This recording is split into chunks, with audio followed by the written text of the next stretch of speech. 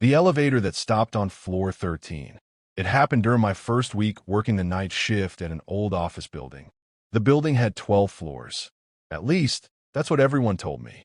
Around 2:30 a.m., I was alone at the reception desk finishing paperwork when the elevator at the end of the hallway suddenly dinged. That was strange. No one else was supposed to be in the building. I looked at the elevator display above the door. It was slowly going up. 1, 3, 6, 9. Then it stopped at a number I had never seen before. 13. My stomach dropped. The building directory clearly said the highest floor was 12. A few seconds later, the elevator began coming down. 13, 12, 11, 10. But something felt wrong. When the elevator reached the lobby, the doors slowly opened. Inside, no one was there. Just a cold breeze moving through the elevator. I thought maybe the system glitched, so I stepped inside to reset it. Then I noticed something that made my blood run cold. On the control panel, there was a button for floor 13.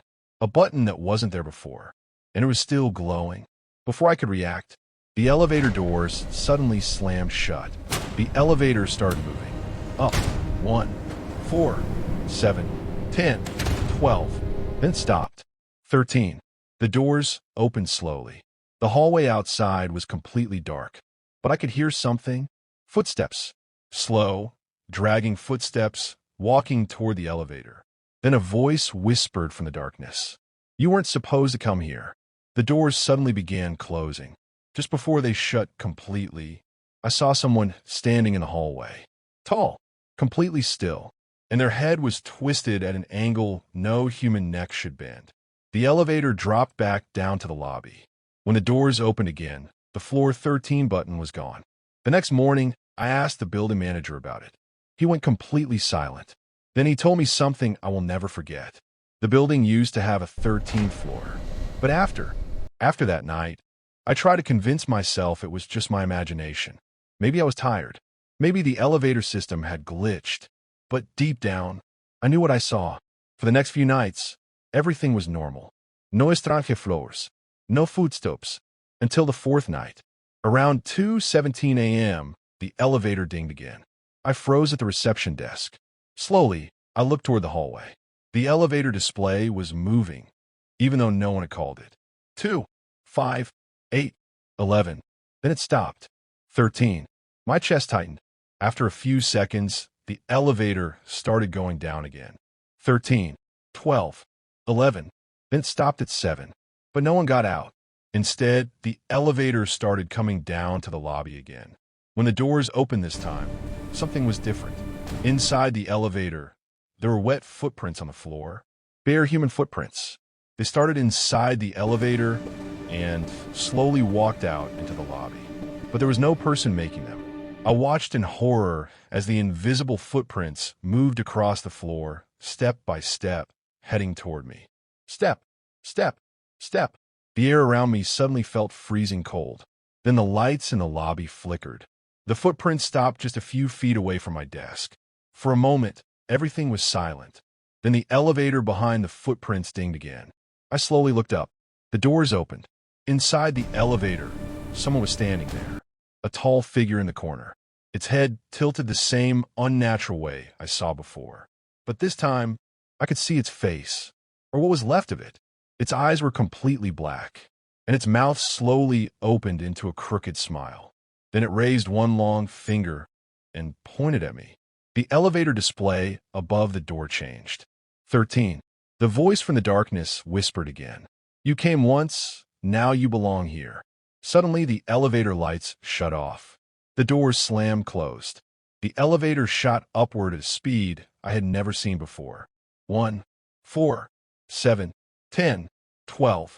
Then it stopped again. 13. And this time, it didn't come back down. The doors opened slowly. The hallway outside was completely dark, but I could hear something. Footsteps. Slow, dragging footsteps walking toward the elevator. Then a voice whispered from the darkness. You weren't supposed to come here.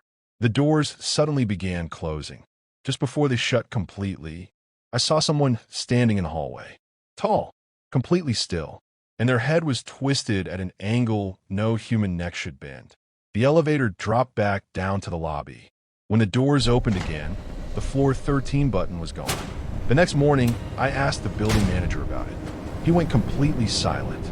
Then he told me something I will never forget. The building used to have a 13th floor, but after several unexplained deaths, it was sealed off and removed from the elevator system 20 years ago. Sometimes, late at night, the elevator still stops there. After that night, I refused to use the elevator again. For weeks, I only took the stairs. I tried to forget what I saw, the footprints, the figure, the voice. But the building didn't let me forget. Every night around 2 a.m., I would hear the elevator moving by itself. Going up, going down, stopping for a few seconds. At floor 13, one night, curiosity got the better of me. I walked down the empty hallway toward the elevator. The building was silent. The only sound was the soft hum of the elevator cables moving above me. Then the elevator dinged. The doors slowly opened. No one inside, but something was different this time. On the panel, the 13 button was back, and it was glowing. My heart was racing. I don't know why, but I stepped inside. The doors closed behind me. Slowly, the elevator began moving. Up 2, 5, 8, 11, 12. Then it stopped. 13. The doors opened. The hallway outside looked old, abandoned, like it hadn't been touched in decades. The lights flickered weakly. The walls were covered in stains. And at the end of the hallway, there was a door. A metal door with a faded sign above it. Maintenance. As I stepped out of the elevator, I noticed something that made my blood run cold.